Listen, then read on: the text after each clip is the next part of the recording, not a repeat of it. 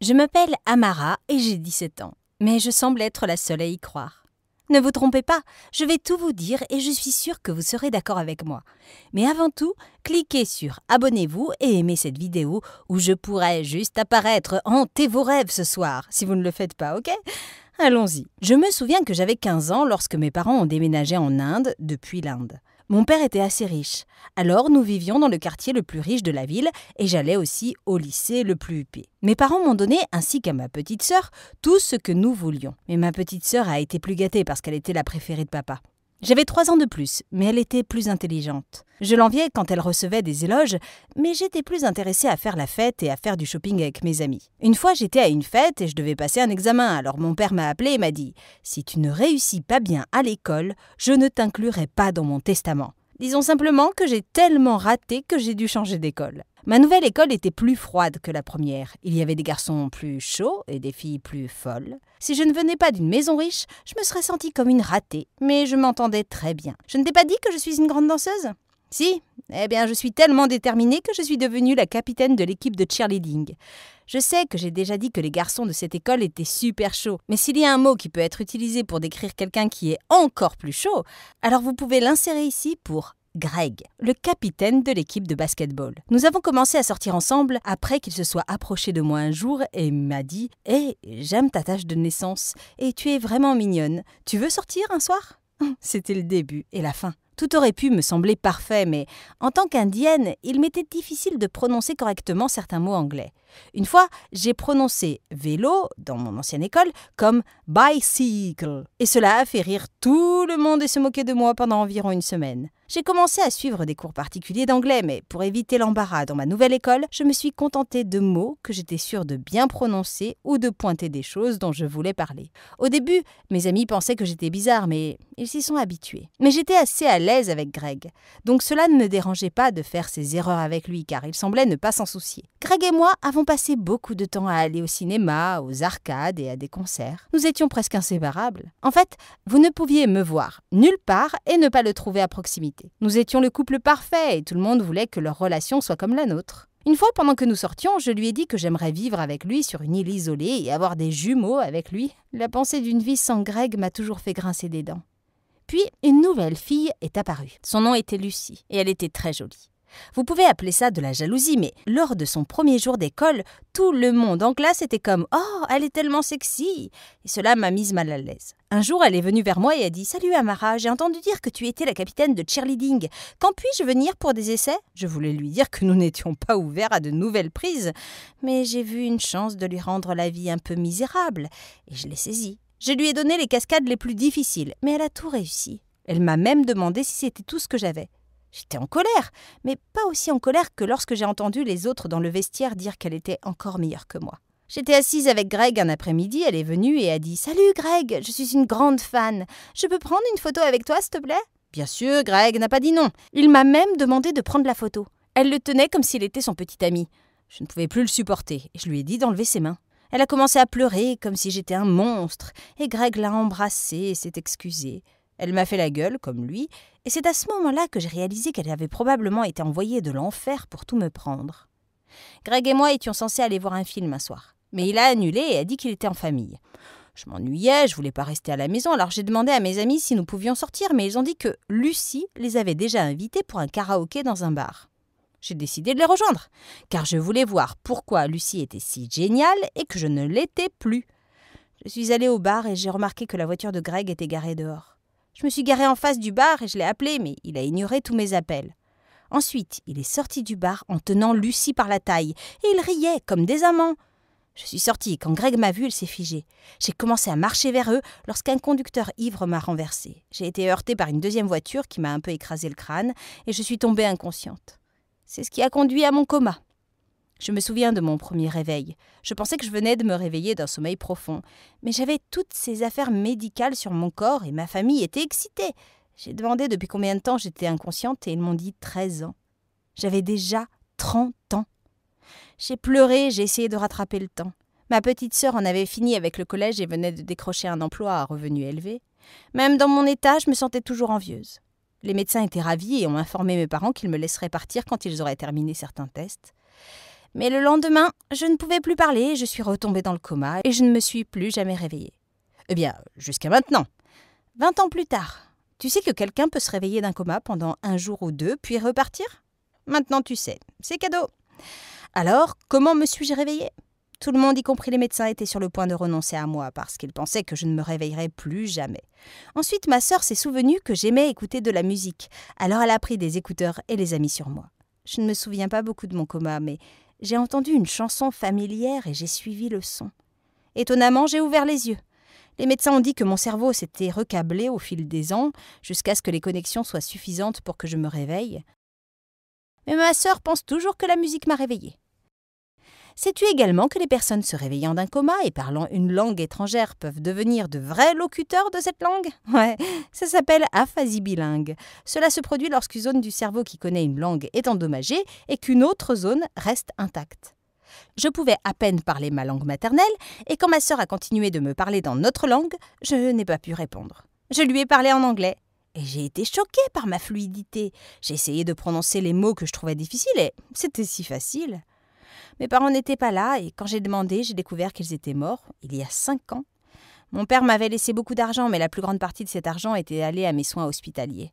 Ma sœur était mariée et avait 2 enfants adultes.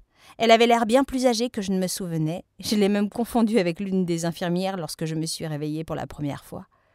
À ce moment, je me sentais tellement mal de l'envier et de lui en vouloir au fil des ans, parce qu'elle a fini par être la seule à être restée fidèle à moi au fil des ans. Je suis sortie de l'hôpital après quelques semaines et placée sous soins thérapeutiques à domicile.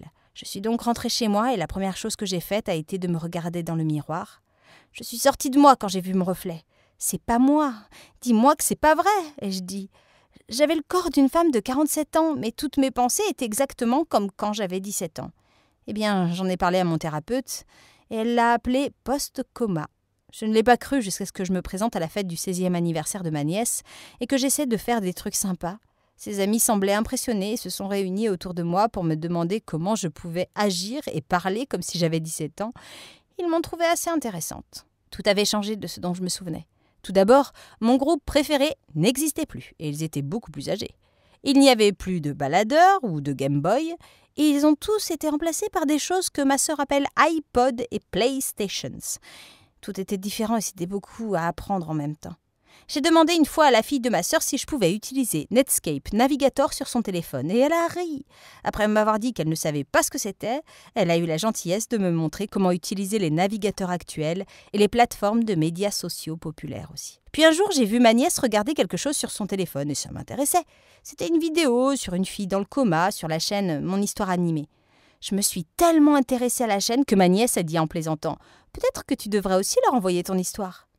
J'ai adhéré à l'idée et les ai contactés immédiatement. Ils étaient ravis d'entendre mon histoire. Et voici un secret. J'ai peur de devoir me réveiller demain sans même me rappeler qui je suis. Donc, cette histoire que vous regardez est aussi mon journal. J'étais curieuse de savoir qui Greg était devenu, mais ma sœur n'avait pas grand-chose à me dire. Il avait cessé de me rendre visite à l'hôpital après 1 an. J'étais folle que, bien qu'il soit à l'origine de mon coma, il ne soit venu qu'1 an sur 30. Après l'avoir traqué sur Instagram pendant un moment, j'ai découvert où il travaillait et j'ai décidé de lui rendre visite. Quand je suis arrivée à son bureau, je n'ai pas été reçue car je n'avais pas de rendez-vous et je ne voulais pas qu'il sache que c'était moi. Alors je suis restée un peu pour savoir quand il sortirait déjeuner et je l'ai suivi. Mais quand je l'ai approché, ce n'était pas Greg, c'était quelqu'un d'autre. Donc je traquais quelqu'un d'autre sur Instagram tout ce temps. Après l'avoir cherché pendant des semaines, ma sœur a dit un jour « J'ai trouvé Greg, mais promets-moi que tu ne feras rien de stupide. » Je lui ai donné ma parole et elle m'a dit que je pouvais le trouver dans un café où il allait chaque matin. Je suis allée au café le lendemain matin et j'ai dû continuer à vérifier la photo qu'elle m'a montrée pour m'assurer que je ne le raterais pas. Quand il m'a vue, il ne m'a pas reconnue au début, jusqu'à ce qu'il voie la tache de naissance sur ma joue. C'est comme s'il venait de voir un zombie. Nous nous sommes assis pour parler pendant un petit moment. Je lui ai demandé pourquoi il m'avait trompée et n'est même pas venu me revoir à l'hôpital. Il était choqué que je sois sur ce souvenir après tant d'années. Mais il s'est excusé et m'a demandé de nous revoir le lendemain. Le lendemain, Greg n'est pas venu, et c'était comme ça pendant des semaines. C'est alors que j'ai su qu'il avait cessé de venir au café à cause de moi. Ça fait mal. Ma sœur m'a dit de lâcher prise, car elle s'était déjà excusée, mais je n'allais pas mettre fin à 30 ans de coma avec juste le « je suis désolée » du gars qui l'a provoqué. Mais personne n'était disposé à me donner des informations, pas même le café où il allait depuis de nombreuses années. J'ai progressivement sombré dans la dépression. Car bien qu'il ait mûri et soit plus âgé que mes souvenirs, mon esprit de 17 ans était toujours amoureuse de lui. Ma sœur a dû m'emmener voir un psy car j'étais toujours triste. Le psy m'a aidée et je suis redevenue mieux. Je voulais un travail mais j'avais besoin d'un diplôme pour ça. Retourner à l'école à mon âge était la dernière chose que j'avais en tête. Je ne pouvais pas imaginer être dans la même classe avec des élèves de la moitié de mon âge et être plus âgé que la plupart de mes professeurs. Mais j'ai décidé d'y aller quand même. Lors de mon premier jour en classe, certains de mes camarades de classe pensaient que j'étais leur nouvel instructeur. Mais quand ils ont vu que ce n'était pas le cas, ils n'en ont pas fait autant d'histoires que je le pensais. En fait, certains d'entre eux ont commencé à m'appeler leur maman de l'école. Ça fait bizarre d'être vu comme un aîné quand vous savez que vous ne l'êtes pas. Mais je n'allais pas tout gâcher et leur dire « Hé les gars, j'ai en fait 17 ans, j'ai juste ce vieux corps, vous ne comprenez pas ?» Mais s'il y a quelque chose que je voulais éviter, c'était de passer pour folle. J'étais déjà en train de surmonter mon obsession pour Greg quand j'étais dans un café et j'ai vu quelqu'un qui lui ressemblait. Il riait avec une jolie femme et on aurait dit qu'ils étaient proches. Il n'arrêtait pas de toucher ses cheveux. Et c'était comme quand je l'avais attrapé avec Lucie. Je ne voulais pas m'embarrasser comme la dernière fois, mais la ressemblance était trop frappante. Je me suis dirigée vers lui et lui ai touché l'épaule. Quand il s'est tourné pour me regarder, c'était lui. Son regard de surprise s'est rapidement dissous en un froncement de sourcils et il m'a demandé si je l'avais traqué. J'étais sur le point de répondre quand j'ai remarqué la bague à son doigt. Je me suis demandé pourquoi je ne l'avais pas vue la dernière fois que nous nous sommes rencontrés. Maintenant, je sais qu'il a pu passer à autre chose, mais j'étais vexée qu'il puisse être si tranquille pour se marier après m'avoir abandonnée à l'hôpital.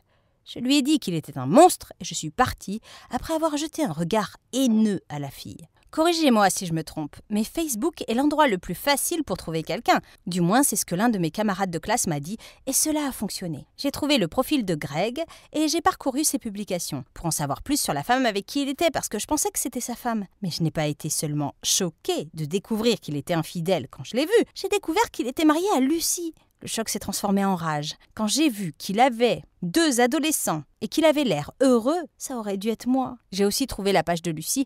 J'ai dû m'empêcher de commenter des choses désagréables partout sur ses photos. 30 ans plus tard, je voulais toujours me venger. Je me suis souvenue de la dame du café et une idée m'a frappée. Je pensais que ça allait être difficile parce que je pensais que Greg ne reviendrait pas au café, mais le destin était de mon côté. Je ne l'ai pas vu là-bas pendant quelques semaines, mais il est revenu. Avec la même femme. J'ai tenu le menu pour qu'il ne me remarque pas et j'ai pris un enregistrement vidéo pendant qu'ils s'embrassaient passionnément. C'était juste le moment parfait. Je n'ai pas ouvert mon compte Facebook avec mon vrai nom ou mes photos. J'ai donc rapidement mis en ligne la vidéo et j'ai tagué Lucie et Greg. J'ai sous-titré l'article comme suit. Un tricheur ne change jamais @Greg et ce qui doit arriver arrive @Lucie. Le message a reçu des centaines de vues et de commentaires, y compris ceux haineux et tristes de Lucie et Greg. J'ai enfin pris ma revanche.